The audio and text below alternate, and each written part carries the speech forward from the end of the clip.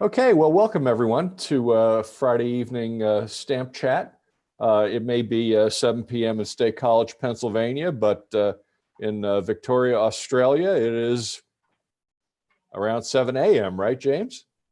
We're hitting 9, so we're lucky. We're hitting 9 o'clock. 9, okay. Well, happy to have you tonight. Appreciate you taking the time early morning. And so James is with the Rhodesian Study Circle. You want to talk a little bit about the Rhodesian Study Circle first? Yeah, we'll go into a little bit about us, but basically we look at the areas of Zambia, Zimbabwe and Malawi, which is just based towards the bottom of Africa, just sitting on top of South Africa. Great. Okay, well, James is going to present about the future of philately. And so the floor is yours, James. Go right ahead. Beautiful, thank you. So today I'm going to talk about the future of philately, and the future of philately is actually here right now. So I grew up in the 80s, started stamp collecting in the 80s, and one of the constant messages I've had over my collecting life has been that, you know, stamp collecting is dying and, you know, it's on the end and everyone's scrambling to try and save it. What I want to have a look at today is basically to throw that on its head and say it's not dead, it's just changed, it's evolved, and how you can start tapping into some of these different markets where collectors are now engaging with and different social media platforms. So I'll start off, make sure my screen is working. You do that, sweet. So the first thing I'll do is give you an introduction about my collecting habits. Then we'll have a look at the Rhodesian Study Circle and where it's moved over the last 5-6 years. And then I'll have a look at the traditional versus modern collector. So how these two different market segments per se will react and engage with the stamp collecting community. And then I'll go through some of the website basics, some of the things that annoy the hell out of me, and other things that we should be striving for to really connect into that market. So my collecting history. So when I was a kid, so I grew up in the 1980s, I started collecting probably 1987, 88, and it was Australian stamps. So the 1988 Living Together series you'll see there is a great series to collect. That's where I started. And then when I was in my teen years, my dad and my uncle gave me their stamp collections. And so I started moving into the British Commonwealth section. Collected that probably up until my early 20s. And then like most collectors, I fell out of collecting. Was working, was going out, didn't really pay much attention to it. And it wasn't until my early 30s that I started to connect back into the hobby and mainly because of eBay. So one day I was bored and I started, you know, looking up stamps on eBay, and I was like, oh, you know, they're a lot more affordable and they're a lot more accessible now than the old stamp approval books that I used to get as a kid to collect. So I decided to move into firstly with the area of Southern Rhodesia, mainly because it was a small release of stamps. It's not a huge release for just that country at that time. And then as I kind of expanded, I looked into then Zambia and Malawi. So it became that whole Central African region. And that's where, and that was about 2010. That's when I decided, you know what, I've probably collected nearly every stamp in these kind of small and easily accessible ranges. What else is there to collect? So that's when I took the next step to join the Rhodesian Study Circle. So the Rhodesian Study Circle was established in 1948. It's when we published our first journal. And we have about 400 members worldwide. And I mean worldwide, everywhere from Asia, into Africa, to America, Canada, South America, down here in Oceania. So a whole heap of people worldwide. And so it focuses on the area of Zambia, Zimbabwe, and Malawi. This area has gone through a lot of name changes, so I'll go briefly through some of the areas that this actually encompasses. So Zambia started out as the British South African Company, went to Northern Rhodesia, and then went into the Federation of Rhodesia in Nyasaland, and then came out as an independent country of Zambia. Zimbabwe was a little bit more complicated. So again, we have the British South African Company. It then took on the name of Rhodesia while under that company rule. In the early 20s, it then became Southern Rhodesia, joined the Federation of Rhodesia and Nyasaland, came out as Southern Rhodesia, then went into its unilateral declaration of independence and became known as Rhodesia, went for a small period of time back to Southern Rhodesia under British rule, then went to Zimbabwe, Rhodesia, and then ended up in Rhodesia. So it went through quite a few different name changes. Malawi started out as the British Central Africa, went over to Nyasaland Protectorate, again went into the Federation of Rhodesia and Nyasaland, and then came out as independent Malawi. So we cover all those periods, which go back to the early 1890s, relatively new country in the countries in the big scheme of things, but a very varied history in, that they cover. So in about 2013, I kind of said to them, they were having discussions, how do we get new membership? What's happening in the future? And I said, well, look, can I start a Facebook page? There's like lots of collectors online and we don't really have any visibility in the social media world. So I started out with Facebook. I would have been happy with, say, 50 to 100 fans, likes. Currently, we're just over 2,900. And I'll go through a little bit later just what makes up that those fans. In 2015, our editor, Sean Burke, came and said, would you have a look at our website? And the website was pretty terrible. It was a bit all over the joint. It was download paper forms and send them in, and inspirational quotes and ad hoc meeting information. It was a bit of a mess. So I completely relaunched the website and refreshed it. And you'll see on your screens the current format of our website, and it hasn't really changed too much since 2015. The same year, I also established a Twitter account and started posting things through Twitter. So now we had 3 different avenues into the social media world. In 2017, we'd started collecting email addresses of those who were interested, but may not have been members, but were interested in various aspects of Central Africa. And we created a MailChimp database, and I started issuing out a digital newsletter to say what's been updated on our website, what events are coming up, what auctions are going on.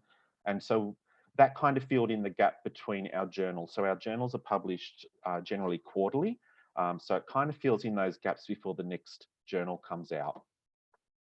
Last year, I started posting in Instagram, set up an Instagram account, and totally different market in there. And so we're just getting that one established at the moment. Probably take me a couple of years to get that really happening, but that's been started. And in 2020, we had our first Zoom meeting. So obviously with the beautiful coronavirus hitting the world, our members up in Queensland were supposed to have a members meeting, and they moved it over to Zoom. So today we have 2 other Zoom meetings after this one. I have one in the morning with our members worldwide and another evening session. So this will be the first time a lot of our members are going to meet across the world. So that's our journey into social media at this point in time. So the next thing I want to kind of go through is the differences between a traditional versus a modern collector. And they're 2 totally different ways of collecting. May cross over a little bit, but they're generally 2 different audiences. I usually put traditional as being those born before the 1970s, and your modern are people born after the 1970s. And the main reason for that is that in the 1980s, you had home computers being introduced. So those that have been born in the 70s were starting to grow up in the 80s. You probably have some in their teens or 20s. And they started to get that exposure to computers, and then that would just be built up over time. You know, you've got laptops and tablets and iPhones and all other weird technology coming on after that. So you'll see here is on your left-hand side is really what a traditional view of collecting is. You've got the paper catalogue, you'll have your paper newsletters, you know, it's the king's hobby. You'll have your local meeting at your church hall or community centre where everyone gets together and has that social interaction. However, on the other side, it's really where collectors are now at the moment. So you've got things like up here, you'll have Instagram, you've got your Twitter and your Facebook, you've got YouTube, which is exploding. So Graham Beck's Exploring Stamps has done absolutely marvelous things for the online stamp community. You'll have your Facebooks like Espa, and you'll also have your apps. There's online collecting catalogues. You don't need to realistically buy one anymore. A lot of that information is available online. So you can see that there's two vastly different ways of interacting with the community.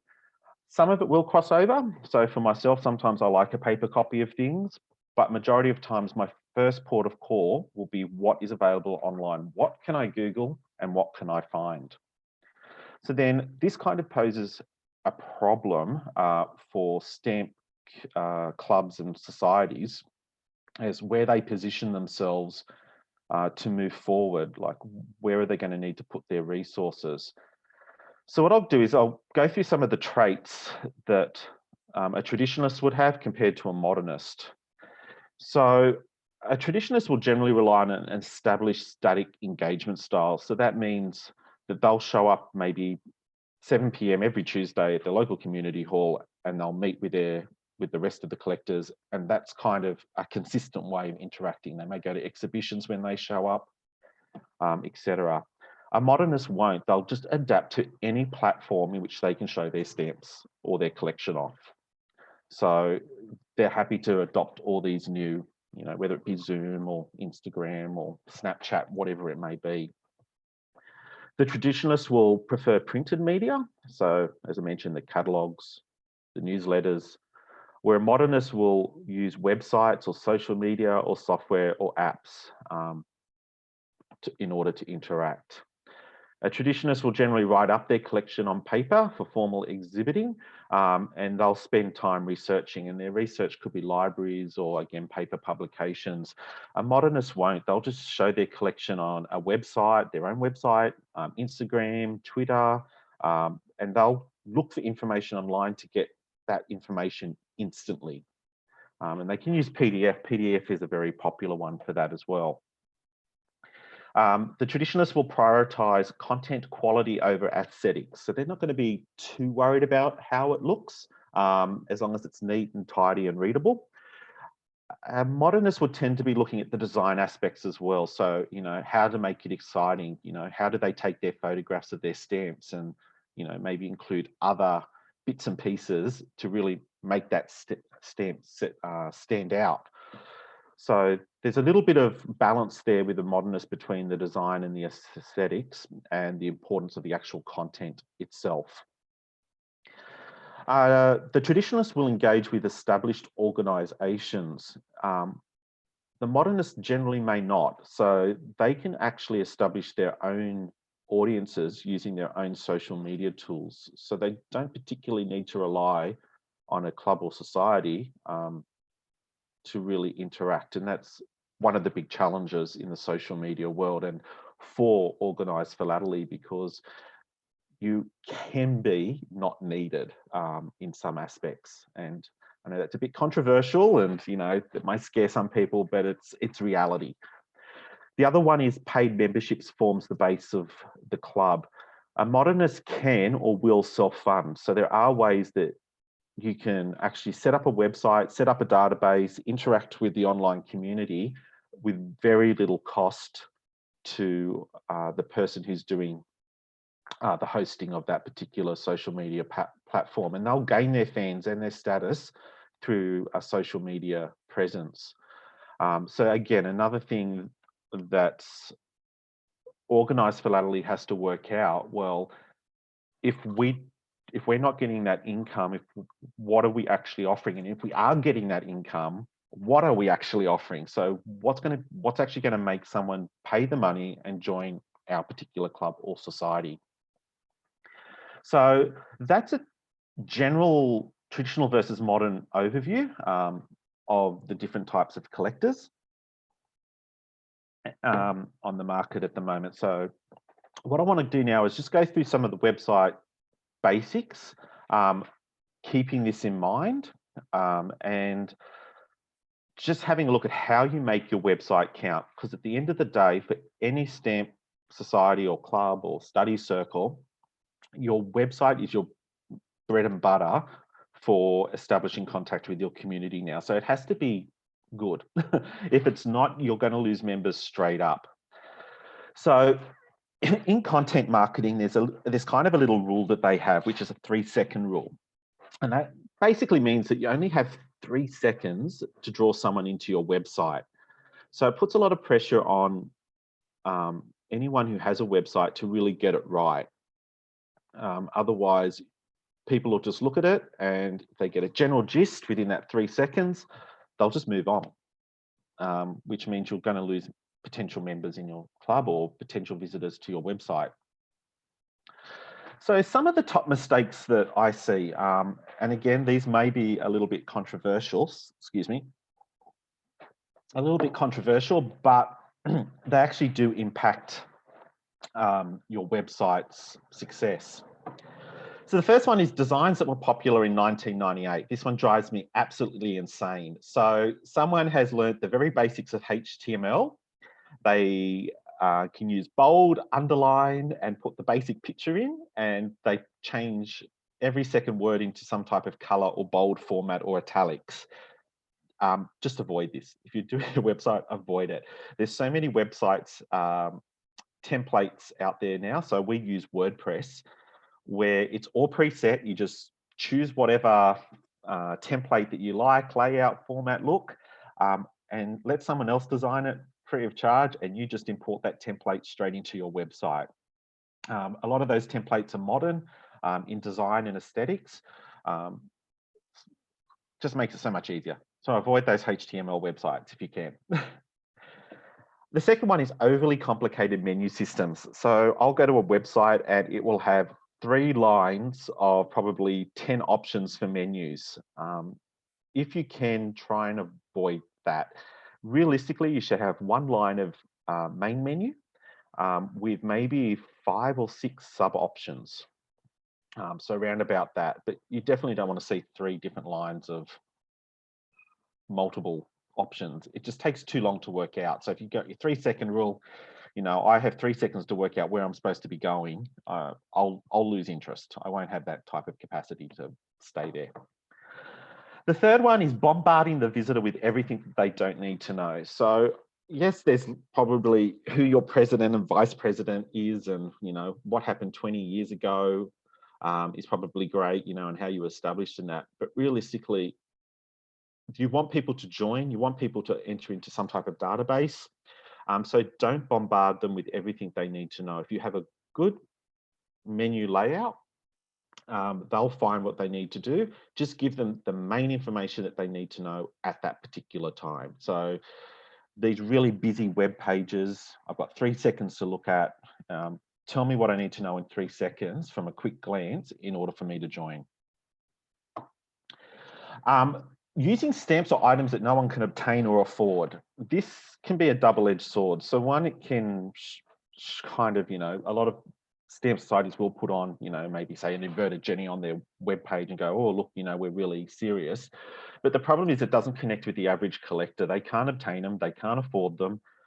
You're best to avoid that and put stamps or postal history or postcards, whatever it may be, that people can actually obtain. And don't kind of get that too mixed up with maybe an article on a stamp or something that's rare, but these are just, I hit the web page, And here's the first thing, is a bunch of stamps that I can never collect. It does disengage people, especially completists. They know they can't get them. It's kind of like, I can't really get that. It also might give out the idea that you're too specialized, that the collector needs to have a certain level of collecting knowledge in order to interact with you, and it can alienate them. So it's a little bit of a tricky area, but I would just say avoid them if you can, unless it's linked with a specific article where you're exploring that item. Out-of-date events. So there's nothing worse than going to a website and the copyright's been updated to 2020, but the events on their web page are going back to 2013, and there are websites, stamp websites that do have that out there. Realistically, it shouldn't be a month old. Anything on your front page shouldn't be a month old, and it should be all forward focused. So you want to be, what's going to come up in the next month or the second month. Out of date events simply tell a visitor that you're either on your last legs, or the system is about to die, or you're closing shop, or no one ever updates it, so the information is out of date. So really, really important part of a website maintenance is get rid of those out of date events. The other one is dead people. So another, probably a little bit of controversial. So we all have people within our societies that have contributed a lot over the years. And they pass away. And the first thing that a lot of sites do is put that person on their front page. While it is great to recognize them, I highly recommend that you recognize them in your newsletter, or in your journal, or in your meetings, and keep it within your community. Don't put it on your front page. Again, it can be an indication that the specialist person in that society, so something that you're offering, is no longer available. Okay, so keep those dead people in your in a community. Paper forms are things that drive me absolutely insane, and it was the first thing that I did when I took over the Rhodesian Study Circle's website, is destroy all paper forms on the website. Paper forms are a pain. So I have recently entered our website into a couple of international exhibitions, and I basically have to print out the form, fill out the form, scan the form, send the form back, then wait for them to tell me how to pay, then make the payment. It's such a big buffer between someone actually joining and someone just getting disengaged with the process and just not bothering. You want to do fill out a form online, click it online, pay it online with PayPal, and get it out of the way. Make it really quick and easy. Don't put a barrier in between someone joining. Another one, which is more of a security and analytics issue, is email addresses on websites. So some websites have everyone that's runs that organization has all their contact details on it. Phone numbers and addresses are not too bad. It's email addresses that are a bit of an issue, and that's mainly because it attracts spam bots.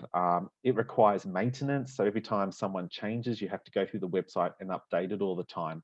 A lot of these pre-made templates, again, with WordPress, they have apps that are similar to what you would use on your phone, and all that information is stored in the back end of the form. So if someone changes, you're only changing one address. It's not visible to the public, so you're not going to get, your website's not going to get hit with spam, and it just keeps it clean. The worst thing is, going to a website and there's someone's email address that's, no longer with the community, or they've passed away, but that's the contact point that's left on the website. So if you can, avoid putting email addresses on your website. The other thing that can be a mistake, and it depends on how it is handled, is discussion boards. Discussion boards require a lot of work. If anyone's ever run one, it's a lot of moderating. It's a lot of watching what's being posted, removing posts, managing posts.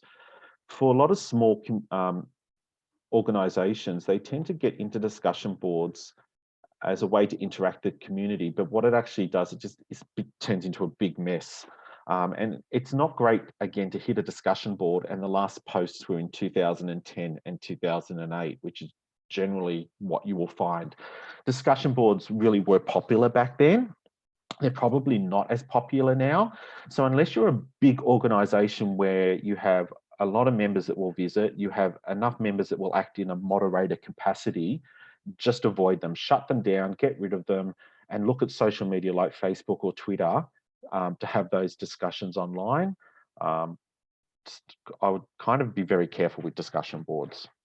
So they're kind of my top mistakes. They're kind of the things that annoy the hell out of me that I try to avoid.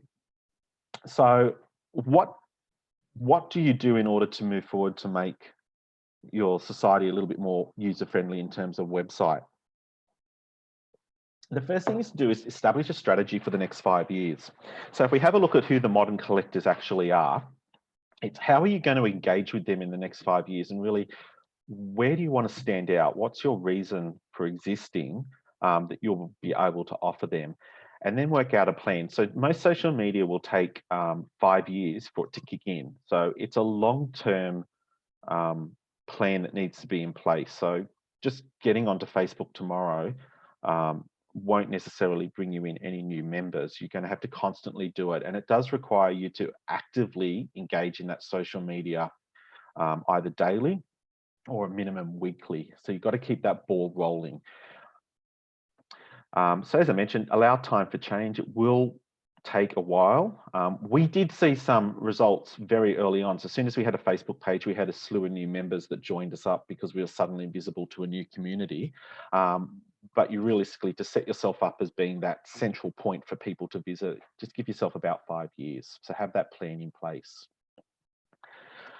As I've mentioned before as well, don't waste money on coding. I hear a lot of sites, and they sometimes send me questions saying, oh, we want to spend so much money on getting, you know, special computer person in to set up a website and, you know, get the ball rolling in that space.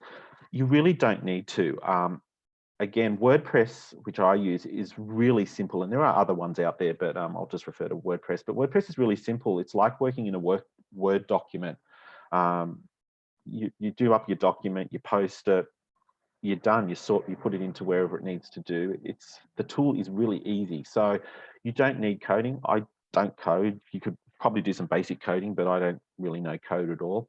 So yeah, save your money. There's a lot of other better sources that you can spend your money on.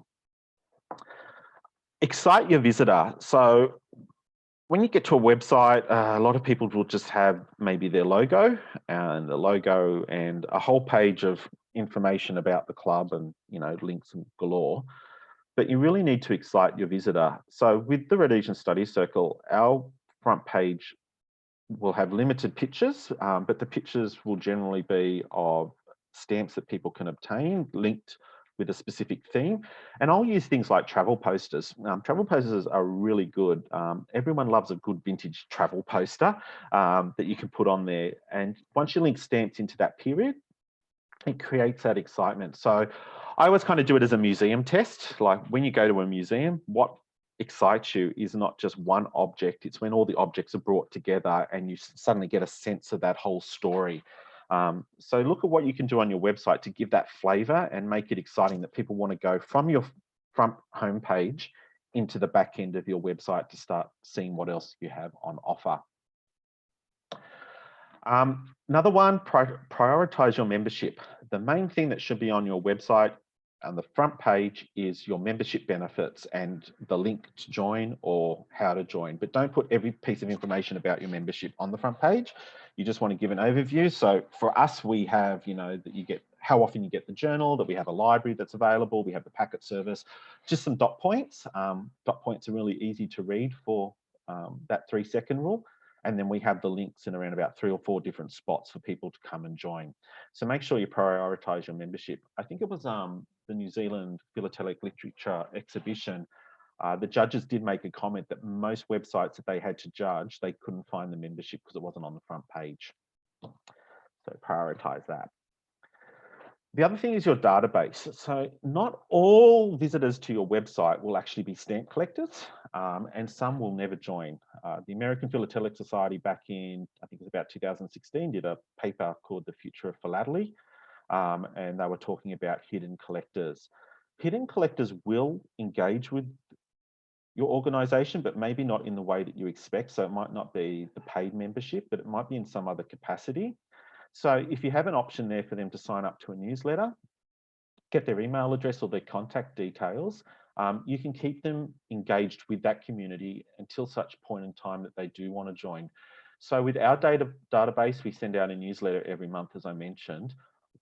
We used email addresses that we held in ours, and some people that had been out of the study circle for a while actually came back in at a later stage. We've actually had a few members rejoin that we hadn't seen for a couple of years. So people fall in and out, things happen in life, and that database is going to keep you going to keep connected with them until such time as they do want to rejoin. Another important one is connect with the community outside of the stamp world. So obviously with Rhodesia, we have a lot of political issues that happen during the 70s and 80s and ongoing now in terms of, Europeans being kicked off land and stuff like that. So we have a lot of Facebook groups that actually deal with the historical side of things. And these have actually been really good communities to connect with because they've been able to put backgrounds to names. They've been able to tell us about places or businesses. And we've had families of some philatelic items that we've got on our website where they've come and said, oh, that's my family and I can give you more information about, the background to this and what they did. So a lot of our Facebook fans are from these communities. And it's important that you do connect with them. So like a museum, like say the Smithsonian Postal Museum, not everyone that enters will be a collector, but they will engage with that community. And that's the important part. That story, that narrative about stamps is ongoing, because you never know that someone goes and sees a display or sees your website and goes, oh, actually, you know what? I actually really enjoyed that. I might see what I can do. And they're on eBay and then the next minute they're collecting. So there's lots of opportunity around that. So connect with your community outside of the stamp world. Another one is your website can be your stamp album. So for the Rhodesian Study Circle, our website is basically a big stamp album. I am constantly updating and moving things as our members provide scans of documents. They give us bits of information. And it's really good to say, well, look, this is our collecting background and this is why we're important. People can go look at stamps, they can go look at postal history, they can work out, maybe that revenue document, where does that stamp sit, or that cigarette duty tax stamp, what's that about? So it's this big stamp album, it's always evolving, it's never going to be the same. So just consider it a big stamp album. Won't work for every organization, but especially for maybe some of those study circles and some of the smaller community-based stamp organizations, really good way to engage with the collector. So they're my top tips. I'll probably hand it back over to you now, Tom, for questions. That was a great presentation. James, put your camera up. Oh, give me a sec. I'll just stop. Yeah, just stop sharing your screen. Yeah, it was. There we go. Very, very interesting to hear. I'll do my own since I just gave you grief for not having yours on. Let's see. Put my camera up. Okay. It was just a really fascinating look at some things that we've been looking at as well on stamps.org. How to evolve our product, how to look at the user experience and how to make it the best for everyone.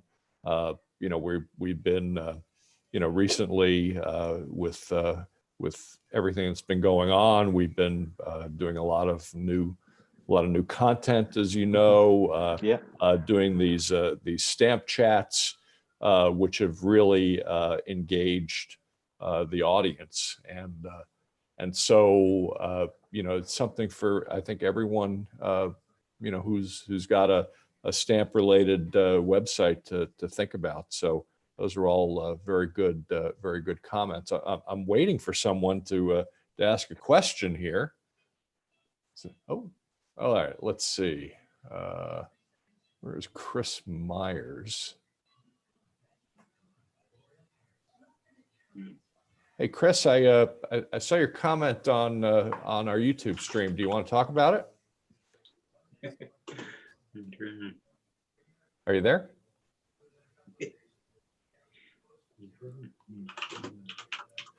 Well, I think you're breaking up a little bit there. I can ask the question, or just made a comment. He said, our local stamp club's website is practically a 2-page brochure and a Facebook page posting a stamp photo now and then. Yeah. which was one of the big problems. It's like, is it alive or is it dead? Is it happening or is it not happening? Right. Like, what's going on? Yeah. Right. Keeping up with everything, can be quite the chore. So. Yeah, and sometimes even with like even Facebook, it's what are you actually posting on there? Because there are heaps of Facebook groups, and I mean heaps of Facebook groups dealing with stamp collecting. Right. And sometimes it's hard to work out, well, which one am I actually joining? Because they're all doing a variety of, world collecting. So if you are going to be specializing in anything, specialize in that field so that I can go visit there and see exactly what it's all about. Right. What makes you unique on Facebook? I mean, we look at our analytics all the time and try to adjust our posting that way to make sure that we're capturing the secret sauce, so to say, about what what people are enjoying and trying to avoid the things that we've done that are not very engaging. So yeah, it's a process. One of the main things that I make sure of on my Facebook is that the pictures that I post are all sorted into an album with all the relevant images. So, for example, we did a lot of work on mining documents from Rhodesia recently, and we'll have an album on our Facebook that's dedicated to a particular type of mining document. So rather than trying to scroll through your feed to find out where your documents are, and Facebook does have some downfalls, like its search function is a bit crappy. You can just go to the albums, view all albums, and get everything from that particular item's background. So it could be our tuberculosis Cinderella stamps. You can go to the 1963 album and you'll be able to see everything associated with the 1963 album. So I'm not searching for it. And then we'll link that back to our website. So they work in tandem. Okay, I saw the image, but now bring them back to the website to see the background information and the more technical details. Right. Okay, Rick Howell has a question. Rick, there you go. Are you Hi, there? James. Hello. I appreciate the effort you're doing here, man. It's a hard time for us guys that are more computer literate, trying to bring the older guys from the Stamp Club into the online world. Yeah. And I'm facing a lot of problems with that with my group right now. So, what's the biggest challenge, Rick? just getting the guys online. It seems like most of them, are stuck in the old world, the old way of doing things, and they're resistant to change. And we've been using these stamp chats, trying to get everybody online and advertising the heck out of it. And we're just not getting any results. I know Rob Hathaway is one of our members, right. And he and I seem to be the only ones that are participating in this. And we've got 100 members in our group, but I'm looking for ways to get them online. Well, I think at least from our aspect, I mean, we're going to keep doing these things. We've really found that people find them really engaging. Now that we're recording them and putting them on YouTube, they get a lot of play after the fact too. Yeah. So I understand where you're coming from. James, do you have any thoughts? Only two main thoughts. You've got traditional collectors are always hard to bring over into the modernist world. So one of the things you need to be mindful of is maybe don't always lead them over. Just look for the new modern audience. That's always a start. I'm kind of lucky that our council was they've been very supportive of this change. But we do have members that, they don't use computers. So sometimes our other members will buddy up with them to try and get them over the line. And sometimes it's an education. So sometimes I'll need to do a presentation to go, this is how our website works, or this is, how you join. But really, at the moment, look, if they're in that traditional phase, it might not be that they ever do come over. And that's just something that we accept. What you want to look at is that new audience. Who's the new market? Who's not interacting with you that could be because they just don't know you exist. Right. Yeah, well, I just recently started a Facebook page, and that seems to be going pretty well. We've already picked up about a third, roughly 37 to 40 members already on the Facebook page. Some of them are Yeah. members of the club and some are not. Right. Yeah. So we're trying to expand to that newer audience as well. Have Yeah, they and I been think- on? Oh, go ahead, James. No, I was just going to say, have a look at your local community as well. So it could be if you're a smaller stamp club, and you know we're only 400 members roughly, so we're not big compared to the APS or anything like that. But have a look at connecting. So it could be local postal history or local businesses with advertising covers, and try and bring some of that. And then have a look at connecting with historical societies in your area, because they always kind of feed together. A historic, who's ever the addressee is on a cover, you know, could be important to someone. So have a look at connecting into those communities, and you'll find you'll build up your audience that way as well. Mm-hmm. Okay, thanks a lot. You're welcome. Hey, could I? Thank you, Rick. Hey, Tom. Yeah. This is Scott. Could I Hi. jump in for a second? Sure. So, Rick, I'm Scott English. I'm the executive director of the APS. As you may know about my background, I came from the world of politics and came to a less stressful life here in Bellefonte working for the APS. But you know, we had a rule in politics, and so I share it here just for your benefit. Motivation to change exists in two forms. One is self-interest, and the other is fear. You know, either there's got to be a "what's in it for me" aspect to it, or got to create fear. What's interesting is, think about this for a second, Rick. 2 weeks ago, I had a town hall meeting and I had 20 people in the room. You know, in a virtual town hall, 20 people. Last night, we had 170 people between Facebook Live and Zoom, and I had about 100 messages from people very angry about the fact that they couldn't get in. So now I'm going to introduce a new element to you, and that is fear of missing out. FOMO, yes. In what world did I would have never imagined in a million years that I could have gotten, you know, 200 to 300 people to want to congregate, stamp collectors, mind you, congregate Absolutely. together in one place on a digital town hall. So what we created, though, is something that they call FOMO, fear of missing out, FOMO. So what you've got to, you know, the COVID crisis has created a different reality for us right now. And that is, you don't have stamp clubs to go to. You don't have stamp shows to go to. If you sit around long enough, you're missing out on everything else that's going on. So part of it is conveying back to them again the benefits of participating in stamp chats like this and doing other events, so that they want to be. It's not necessarily being cool like the cool kids are, but the world is moving on without them, and if that matters to them, and in the mind of, you know, as an aspiring old white man, I know that it happens to be true that it does matter to them if they're missing out on things.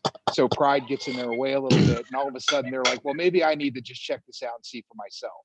And so you've got to be able to keep creating that moment for them to understand that there's so much moving ahead without them, that they better get on board right now or they're going to miss out, and they'll start adapting.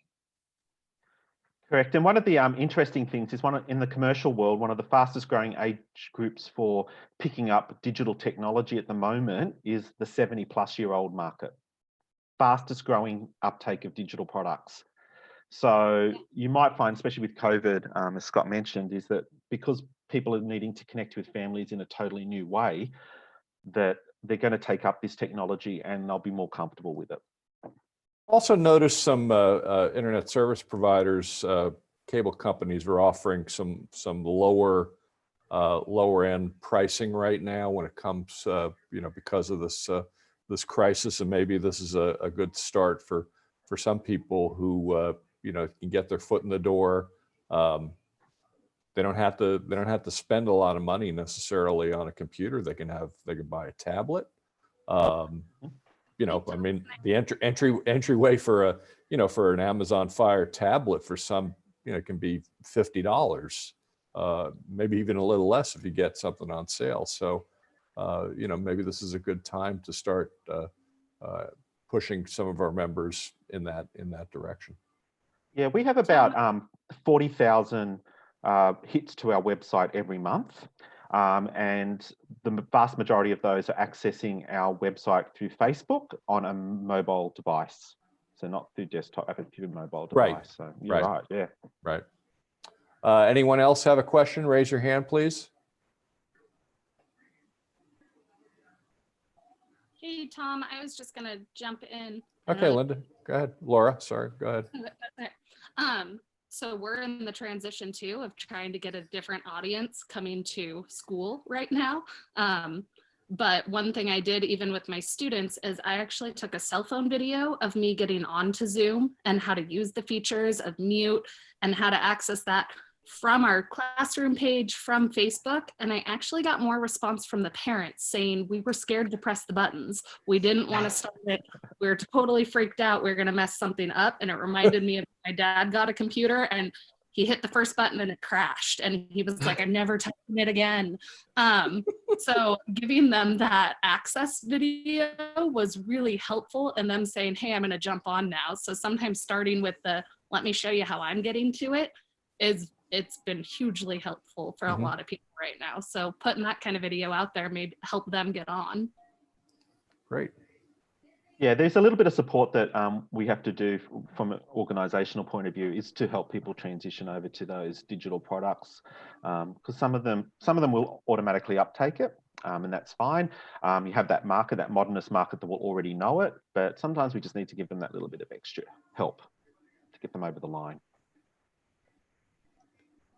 Great. Penny, Hi. how are you? Hey. Good. I just wanted to add on to what Laura was saying. You know, sometimes it's the smallest step that makes the biggest difference. So thinking about what's the easiest thing I could get them to do, like maybe could they watch a video on their phone and not worry about the computer or anything like that. What's something small they can do?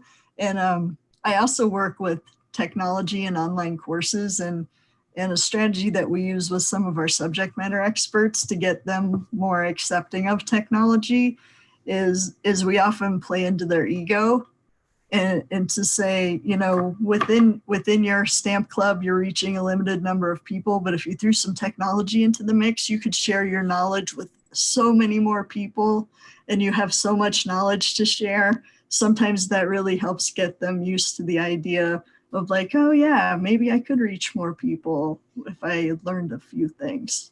So that might help too. I often see around the American Philatelic Center, there are a number of our members who come in with flip phones. So not quite video capable. Yeah, it's a long journey. It is. Yeah. It is. Yeah. Anyone else have any questions, comments? I think I see the punk philatelist waving up there. Where? It's up there. I don't see the punk philatelist.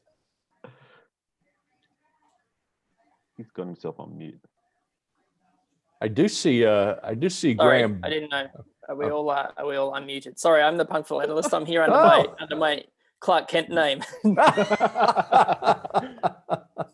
Welcome.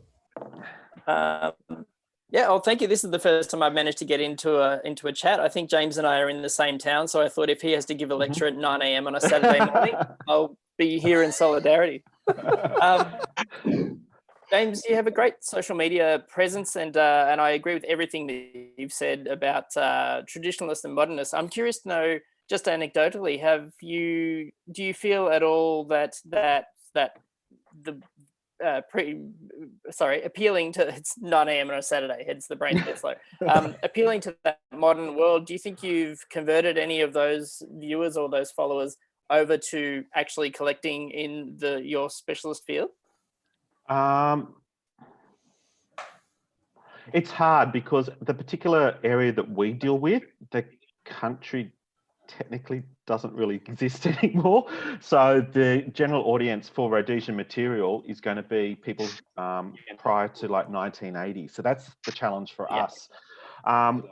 So we have seen changes in demographics over the last couple of years. So there is the 20-year-olds that are starting to pop up.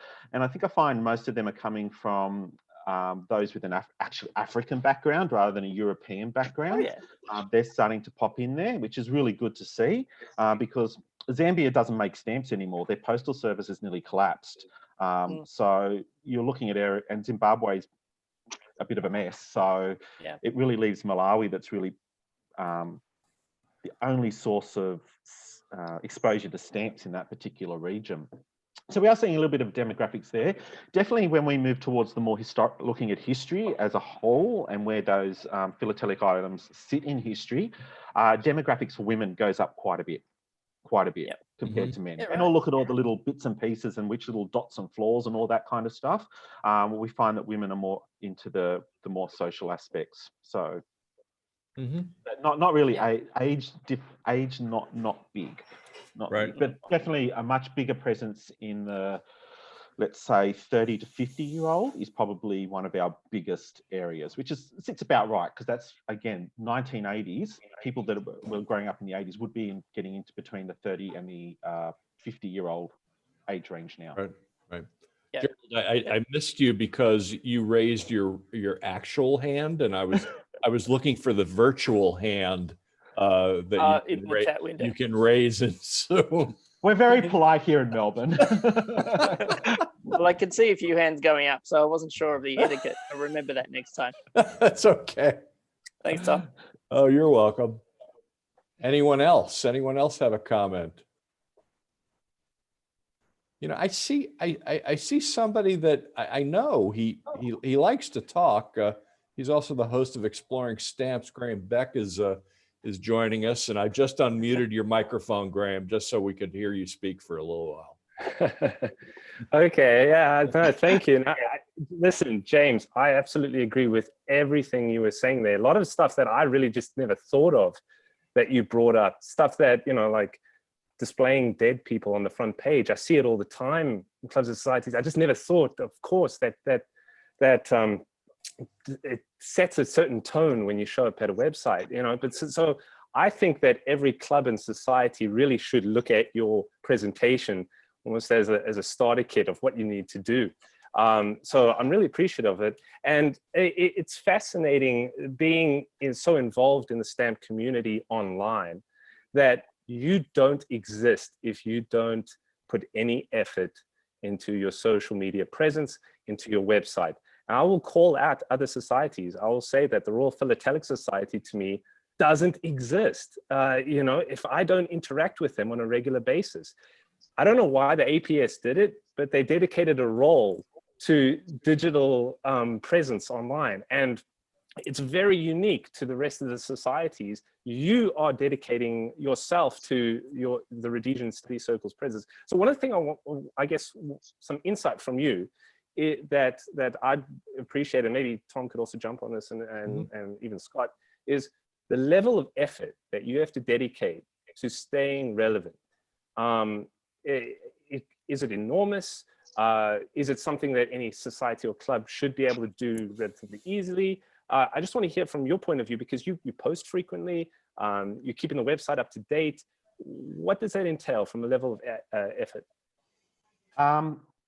So, you know, people who just stay on their phones all day, I'm a bit like that. I'm always there. But look, I think you're right. Like, I had a chat with Heidi from APS, and I think it might have been someone else, and they were like, "Oh, are you an affiliate of the APS?" And I was like, "Yeah, we've been like an affiliate since 1980, but we've never spoken to each other." So it's starting, being on online starts to build these communities together to go, hey, you know, we've got some benefits here. We can work together with you maybe on, you know, this aspect or whatnot. So, but in terms of actual time, I do spend a lot of time sorting and cataloging postal history.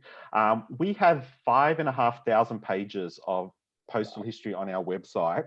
We have just alone about 15,000 postcards that we've catalogued over the last 5 years, just postcards alone. So that does take a bit of work.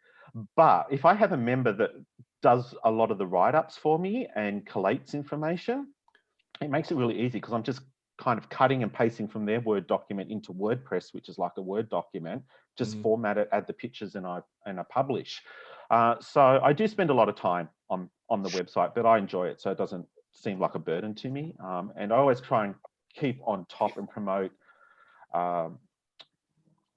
social media platforms that are becoming prominent, because at the end of the day, you're right. There's some major organizations out there that I wouldn't know exists because they're not there.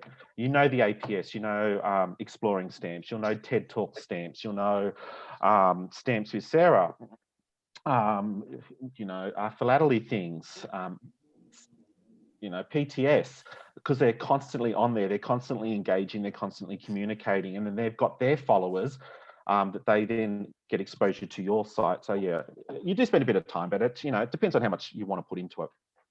Let's let Jerry Clifton get in. He's been waiting to ask a question. Thank you. A couple observations. First off, I will say this is probably one of the most succinct, accurate analysis I've ever seen as far as what we're doing right and what we're doing wrong. And being close to 70 myself, I can understand exactly what you're saying. I was sitting here thinking, you talked about historical societies and so forth to be part of, you know, the harvest area. And one of the things that occurred to me in my town, a lot of young mothers, and I will say mothers because you just did a great article in the APS about women in stamp collecting, but mothers and their young children tend to go to libraries. And that almost seems to be a great place to put our message out, because it combines the historical aspect as well as the educational aspect. And I think, you know, that is just another opportunity for us, for those who have the time, to go out there and do that. And lastly, I will say, and I will leave you with this, you know, thought that I went to a regional stamp event. I just got back into collecting the last couple of days of December, first couple of days of January. And I attended a regional event, talked to a person who's active in a local stamp club, and not once did he say, "Hey, are you interested in coming back again?" And it's just like sales in any other aspect, you got to ask. But we being generally extroverts, you know, it seems odd that when it comes to talking to friends, neighbors, coworkers about stamp collecting, all of a sudden we become introverted if they're not part of the fraternity. And I think maybe we need to break that mentality. Agreed. Own Can it. can I jump in on what Jerry just said? You know, when I was brought to the APS in 2015, one of the questions that was asked of me is, you know, you're not a collector. How are you going to relate? That's not my job. I mean, I'm going to relate because I've been, you know, I was in the public eye for a very long time, and you learn the language, you speak the language, you understand the needs of people. But my job is to make them enjoy their hobby. I think one of the shortcomings of our hobby is the expectation that you have to be a philatelist and good at social media, or you have to be a philatelist and good at web design. And so we don't go and get the best web designers or the best social media people. We get the best philatelist who can do it. I'll give you an example. There's a large club somewhere in the Midwest. I won't pick on the club because this is recorded and people will hear it. But, you know, when I met the membership there, when I first came to the APS, all of the members there, most of whom were over the age of 65, came to me and said, well, you have to meet this person that's a part of our club. She was younger. She was like 40 years old. She's our techie. And I said, oh, that's great. I really look forward to talking with her. And, you know, having managed a multi-billion-dollar information system at one point in my career, I sort of expected someone who was going to be able to speak my language. And so I sat down with her and had a conversation. The long and short of it is she was better at Facebook than everybody else in the club. And so that constituted her as a techie. Now, you know, one of the things that I have done, and I've certainly taken some damage for this, but I stand by the decision, is that I want philatelic knowledge inside the building in critical places where it's needed. But at the same time, I need to be able to bring in people who have talents other than philately, because it's going to have a twofold effect. First and foremost is we bring talent into the hobby, which is necessary. And then second is I'm quite likely recruiting a new philatelist.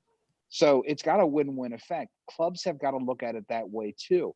Don't go looking for stamp collectors who are good at Facebook. Go find someone who's great at social media and convince them to become a stamp collector.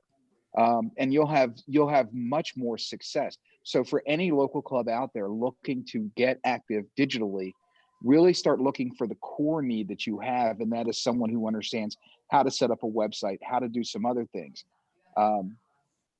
I'll single Graham out as an example of this, which is Graham started producing videos, and I had people who were taking cheap shots at me and going, well, that's what the APS should do.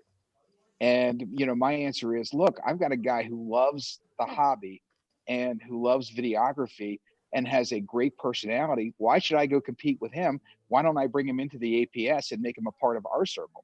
And Graham, hopefully you feel welcomed and appreciated that way. I can't say enough good things about the work that you're doing, and I'm so proud to be associated with what you're doing. You're knocking it out of the park. I don't need to go hire another you. I want you. And so that's the way that we have to keep that mindset going throughout the hobby. There's my rant. I agree with you too, Scott, because Graham set up a specific niche market for his YouTube channel, and it's going to be very hard to get to that level of quality for a lot of clubs. And I wouldn't have the time and ability with the website and the other social media I deal with to actually invest time in doing a YouTube channel by myself. So you want to have a look at those industry leaders and start engaging with those industry leaders and how you can piggyback off their or work with them to use them and integrate them into your own work. So yeah, agree with that. Guess it's the Graham Beck fan club meeting. No, That's okay. That's only because everyone. we're just waiting for him to release season 4 this week. He just finished season 3, right? Yeah. Don't Maybe rest in on 3 your years. laurels, huh? You're only as good It's as your Graham last and season. Tiger King. Those are the two things you can watch right now. Oh boy! Wow. Well, does anyone have any other thoughts? I think there was a question earlier in the chat field from Marty Longo in the chat window there. Let's see, Marty Longo. That was the question about contact forms, right? Yeah. Yeah, that's right. It's a mistake to have a contact us form on the website instead of email addresses. Not unless you want to be spammed. You can't pull your Google Analytics gets very dirty once you do it, and your email inbox will be every Russian website you can think of. Right. Yeah. Well, we even experienced that when we first started with Zoom very early on. We didn't have things locked up very well, and so we had put the information on the meetings. We put all of it on social media, and that day I had nightmares of what went up on the Zoom that night, and I'm sitting here trying to just trying to block it all, and it was going so fast, and finally I just had to say, we're done, we're out of here. I have to call it now, and then we locked it up, and so far so good, even though I know there are a lot of security questions with Zoom right now. And I'll just add one quick thing to that, because obviously we have a lot of information on our website. So one of the dangers that we have for dealer members and club contacts is that you do have crawlers come through, pull the information, and they'll start doing outreach. I wish there was a better way for us to present that information. We're still working through that to figure something else out. But the contact form is good for this reason, and that is you can set up an account that can be forwarded to somebody else and they can handle the response. The one thing I will tell you is don't let a comment form email come in and sit for days at a time. You have to have someone that's responsive. Being responsive means that you've gotten somebody sort of when they're at their heat, and you want to make sure that you keep feeding that fire so that they want to come to the club, or they want to engage you in some way. So if you have a contact form, fantastic. That's smart. but make sure that somebody's monitoring the email address that goes with that, and they're being very responsive to the people that are contacting you. Mhm. Okay, well, this has been a fascinating conversation. I appreciate everyone joining us. James did an excellent job.